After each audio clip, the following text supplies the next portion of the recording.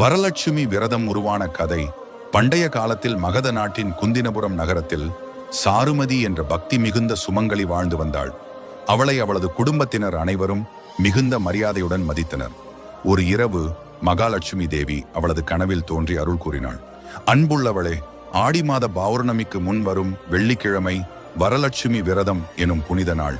அந்நாளில் பக்தியுடன் விரதம் செய்து என்னை வழிபட்டால் உனக்கும் உன் குடும்பத்திற்கும் உடல் நலம், செல்வம், சௌபாக்கியம் கிடைக்கும். தேவியின் அருள்வாக்கை கேட்ட சாருமதி மறுநாள் வீட்டை தூய்மையாக்கி அழகிய கோலமிட்டு மஞ்சள் பூசப்பட்ட கலசத்தில் நாணயங்கள், மாங்கனி இலைகள், தேங்காய் வைத்து மகாலட்சுமியை அழைத்து பூஜை செய்தாள். பயிர்கள், இனிப்புகள், வடை, கோழுக்கட்டை போன்ற நிவேதனங்களை சமர்ப்பித்து பக்தியுடன் விரதம் மேற்கொண்டாள்.